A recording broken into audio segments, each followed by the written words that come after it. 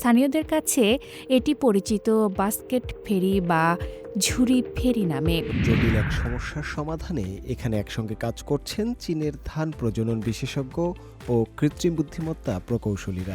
যদি কোনো হাতি ঘরবাড়ি বা ফসলের ক্ষতি করে তবে বীমা কোম্পানি তার ক্ষতিপূরণ দেয়। 2024 সালে চীনের সহায়তায় এই গ্রামে শুরু হয় একটি বিশেষ কৃষি প্রকল্প।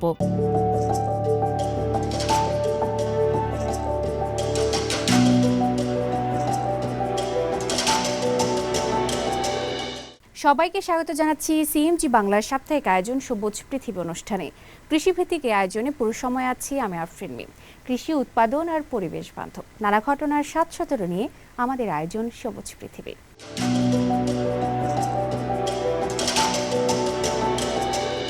চংচিংয়ের ইয়াংতু টাউনশিপে একটি ছোট ফেরি স্থানীয়রা বিস্কেট ফেরি বলে ডাকে। এই ফেরিতে বহু বছর ধরে প্রবীণ কৃষকদের শহরের বাজারে পৌঁছে দিচ্ছে।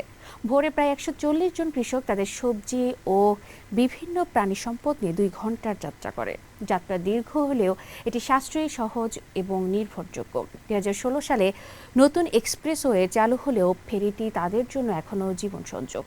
বিস্কেট ফেরি শুধু একটি ফেরি নয়, কৃষকদের জীবনের অংশ। আরও বিস্তারিত থাকছে প্রতিবেদনে।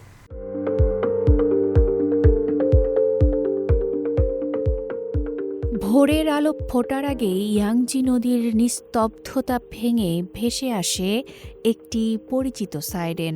এটি কেবল একটি ফেরির সংকেত নয়, বরং চংচিংয়ের ইয়াংতু জনপদের শত শত বৃদ্ধ কৃষকের বেঁচে থাকার আশার ডাক। স্থানীয়দের কাছে এটি পরিচিত বাস্কেট ফেরি বা ঝুড়ি ফেরি নামে।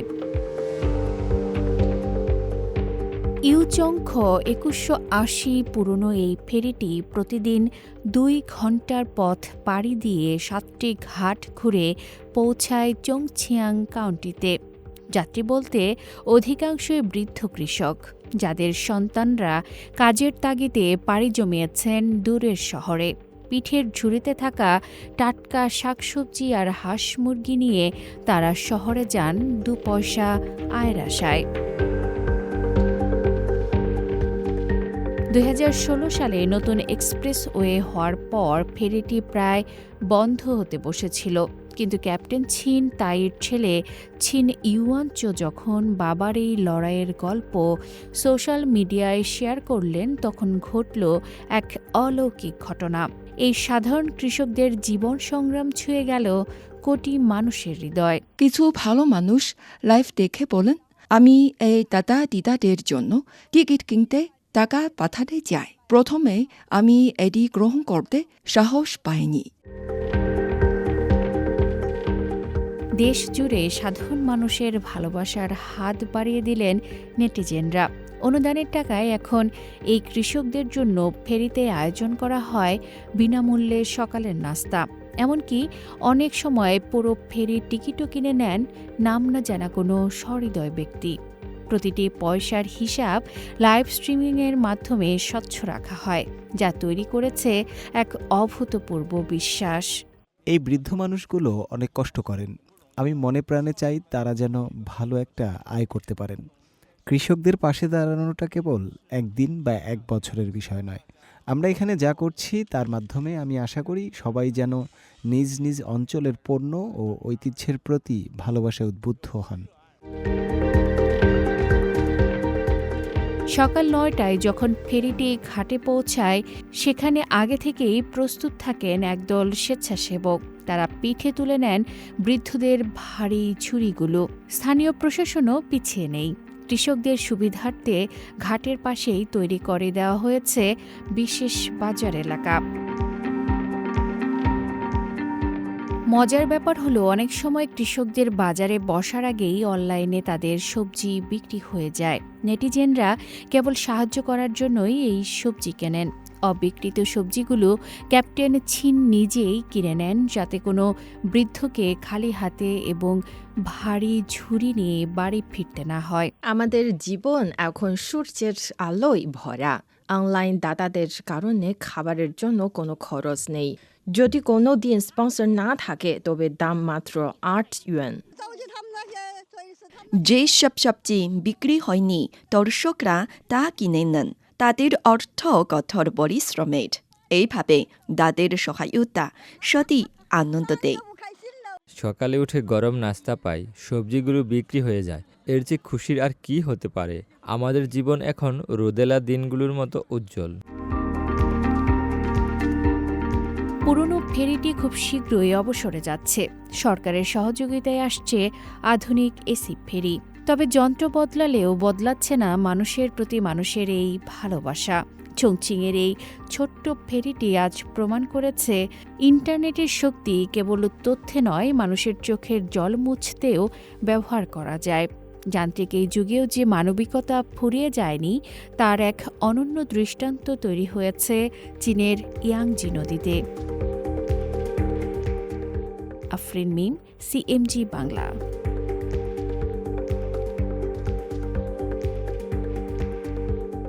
কৃত্রিম বুদ্ধিমত্তা বা এআই এখন কাজ করছে চীনের ক্ষেতে খামারে। হাইনান প্রদেশের বিজ্ঞানীরা ধানের নতুন জাত উদ্ভাবনে ব্যবহার করেছেন এআই। বিশেষ করে দুই জাতের ধানের ফুল ফোটার সময়ের পার্থক্য দূর করে সংকরায়ন করাই তাদের লক্ষ্য। আগে যেখানে শিক্ষার্থীদের ঘন্টার পর ঘন্টা মাঠে পর্যবেক্ষণ করতে হতো, এখন ড্রোন, রোবট ও স্মার্ট অ্যালগোরিদম সেই কাজ সহজ করেছে। আরও বিস্তারিত থাকছে প্রতিবেদনে।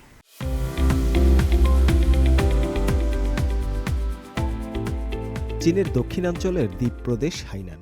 জটিল এক সমস্যার সমাধানে এখানে একসঙ্গে কাজ করছেন চীনের ধান প্রজনন বিশেষজ্ঞ ও কৃত্রিম বুদ্ধিমত্তা প্রকৌশলীরা।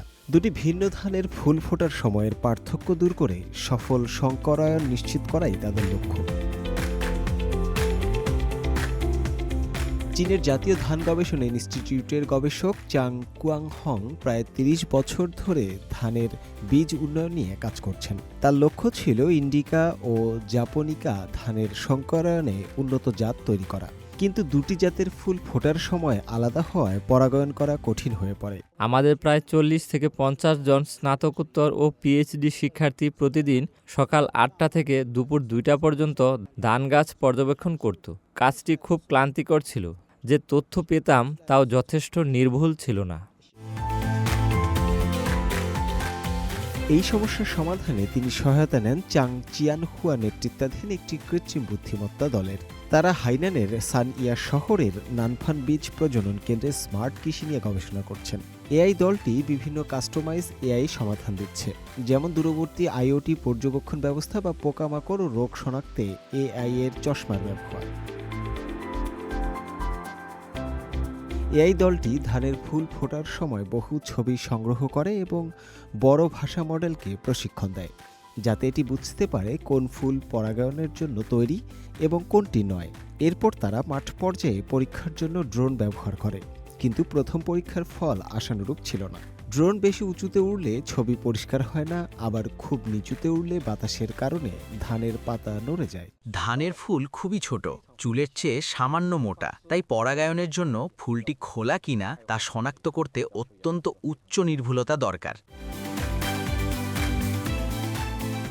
সমস্যার সমাধানে যন্ত্র প্রকৌশলী, মেকানিক্স এবং অ্যালগোরিদম বিশেষজ্ঞদের নিয়ে একটি দল গঠন করেন চিয়ানহুয়া। এখন তারা সবাই ধানক্ষেতের কাদামাটির জন্য উপযোগী চাকা ডিজাইন এবং চলাচল নিয়ন্ত্রণ অ্যালগোরিদম উন্নত করার কাজ করছেন। কৃত্রিম বুদ্ধিমত্তার সাহায্যে আমরা ফুল ফোটার সময় নিয়ন্ত্রণকারী জিন শনাক্ত করতে পারব। এ বিষয়ে আমাদের পূর্ণ আস্থা রয়েছে। আধুনিক প্রযুক্তি ও ঐতিহ্যবাহী কৃষির এই সমন্বয়ে নানফান বীজ প্রজনন কেন্দ্রে এখন গবেষণা ও শিল্পের সহযোগিতা দ্রুত বাড়াচ্ছে, যাতে গবেষণাগারের সাফল্য দ্রুত কৃষিক্ষেত্রে পৌঁছাতে পারে।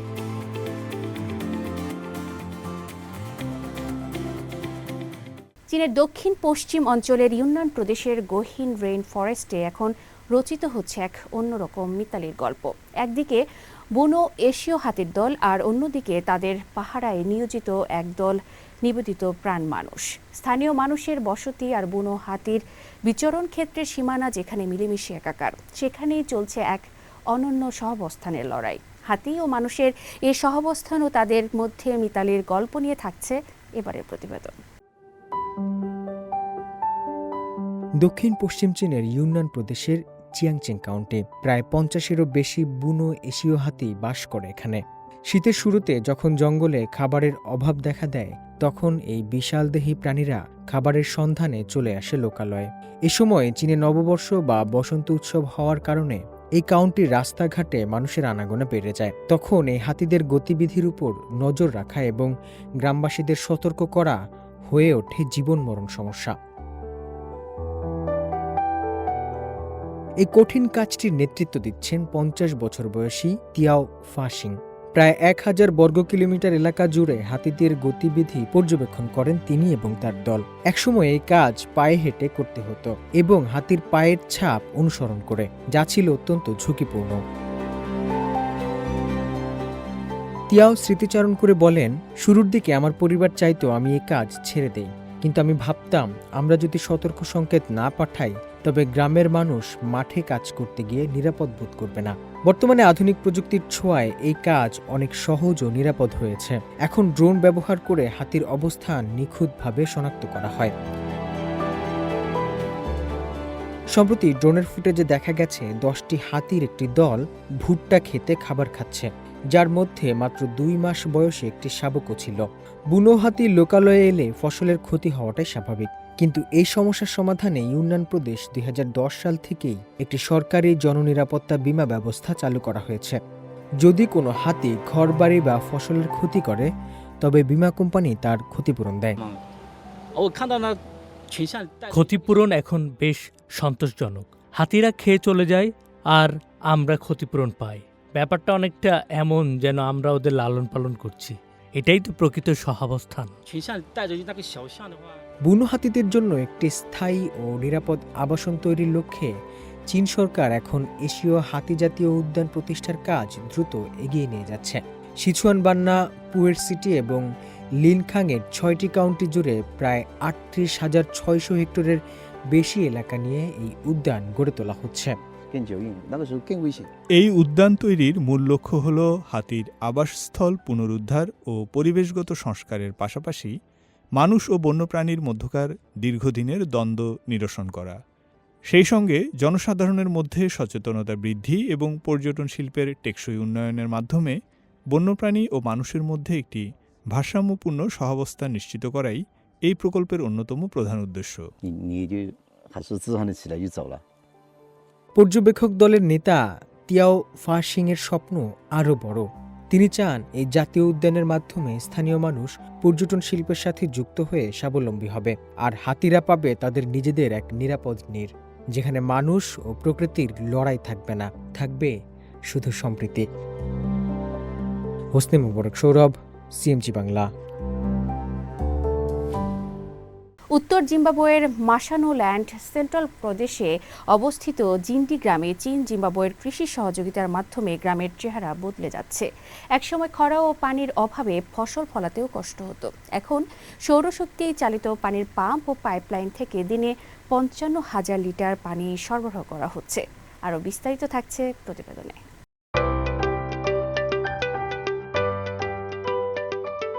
জিম্বাবুয়ের মাশোনাল্যান্ড প্রদেশের এক প্রত্যন্ত গ্রাম জিন্দি।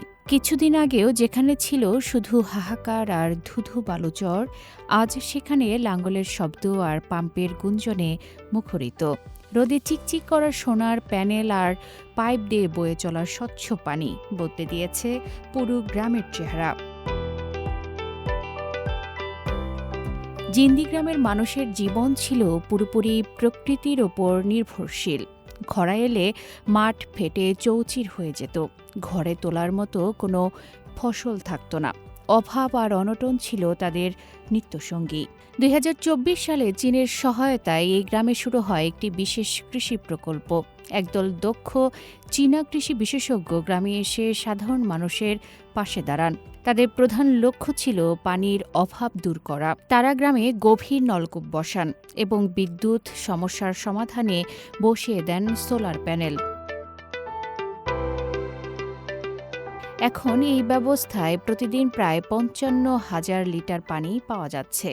বাড়ির আঙিনাতেই এখন কল খুললে পানি মিলছে, আর সেই পানি দিয়ে অনায়াসেই চলছে চাষাবাদ। চীনা বিশেষজ্ঞরা শুধু যন্ত্রপাতি দিয়ে ক্ষান্ত হননি, তারা গ্রামবাসীর চিরচেনা চাষ পদ্ধতিও বদলে দিয়েছেন। বালুময় অনুর্বর জমিকে কিভাবে জৈব সার দিয়ে উর্বর করতে হয় তা শিখিয়েছেন। শুধু ভুট্টা নয়, এখন কৃষকরা কাঁচামরিচ, তিল ও নানা জাতের সবজি চাষ করছেন। বড় বড় কৃষি যন্ত্রপাতি কিভাবে চালাতে হয় এবং নষ্ট হলে কিভাবে ঠিক করতে হয় তার প্রশিক্ষণও পেয়েছেন স্থানীয়রা। বিশেষজ্ঞ দলের প্রধান চাউখ মনে করেন, অবকাঠামোর চেয়েও বড় হলো মানুষের দক্ষতা। তারা চেয়েছিলেন যেন গ্রামবাসী নিজেরাই নিজেদের ভাগ্য বদলাতে পারে। জিন্দি গ্রাম আজ পুরো জিম্বাবুয়ের জন্য এক উদাহরণ। যেখানে পানির অভাবে ঘাস জন্মাতো না, সেখানে আজ সবুজের সমারোহ। চীনের অভিজ্ঞতা আর আধুনিক প্রযুক্তির সঠিক ব্যবহারে একটি অবহেলিত গ্রাম কিভাবে স্বাবলম্বী হতে পারে, জিন্দি গ্রাম তার জীবন্ত উদাহরণ। আফরিন মিম, সিএমজি বাংলা।